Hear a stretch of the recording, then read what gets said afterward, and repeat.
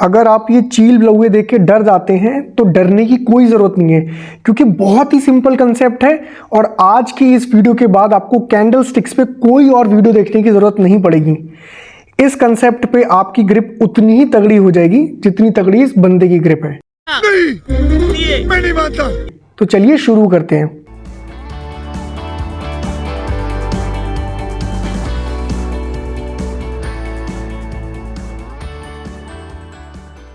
सबसे पहले आपको इसको बड़े ही साधारण एग्जाम्पल से समझाता हूं।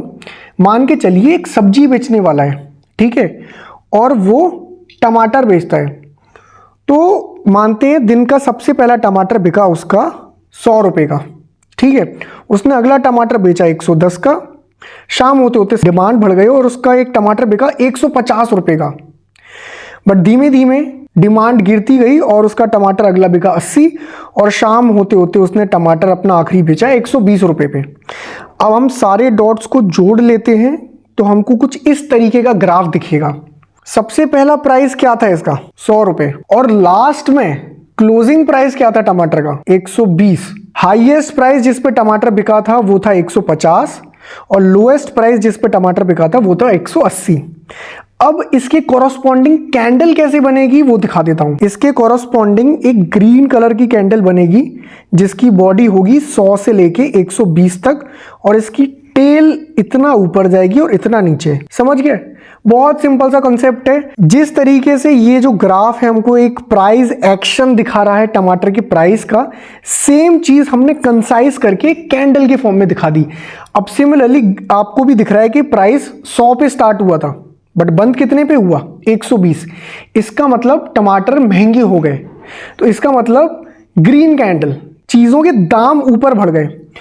सिमिलरली एक दूसरा एग्जांपल लेके आपको मैं रेड कैंडल समझाता हूं। अब मान लेते हैं टमाटर उसका 100 रुपए पे बिका, अगला 110, और फिर वो गिरने लगा 90, 80, 70। मान लेते हैं कुछ इस तरीके का ग्राफ इसका रहा, और क्लोजिंग हुई एंड में 80 पे। स्टार्टिंग प्राइस क्या था? स्टार्टिंग प्राइस था हमारा 100, क्लोजिंग प्राइस था 80।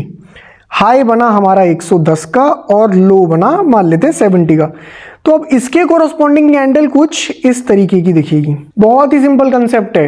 अब आपको भी देख के पता चल ही रहा होगा कि भाई ओपनिंग 100 पे हुई बट क्लोजिंग 80 पे। इसका मतलब टमाटर हो गए सस्ते, मतलब प्राइस गिरने लगे। रेड कैंडल का मतलब प्राइस गिरने लगे, ग्रीन कैंडल का मतलब प्राइस बढ़ने लगे। I hope candle 6 would have been clear by now. तो ये रहा इसका पूरा समरी। ग्रीन कैंडल में ओपन नीचे होता है, क्लोज ऊपर, ठीक है, और बीच का हिस्सा कैंडल्स का उनकी बॉडी को दर्शाता है। सिमिलरली रेड कैंडल वो होती है जहां पे प्राइस अपनी ओपनिंग से नीचे बंद होता है। आपको जनरली इस तरीके के चार्ट दिखते हैं, बट अगर आपको इस तरीके के चार्ट दिखें या फिर इस तरीके के तो डरिएगा मत। क्यों?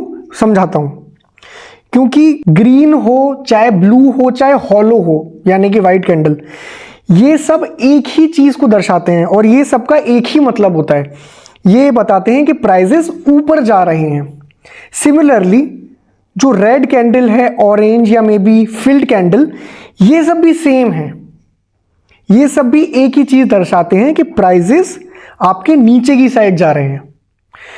एक फाइनल एग्जांपल देख लेते हैं। अब मान के चलिए इस तरीके का कुछ ग्राफ है, तो इसके कॉरस्पॉन्डिंग इन चारों ऑप्शन में से कैसी कैंडल बतेगी? आपको 10 सेकंड का टाइम देता हूं, सोचिए।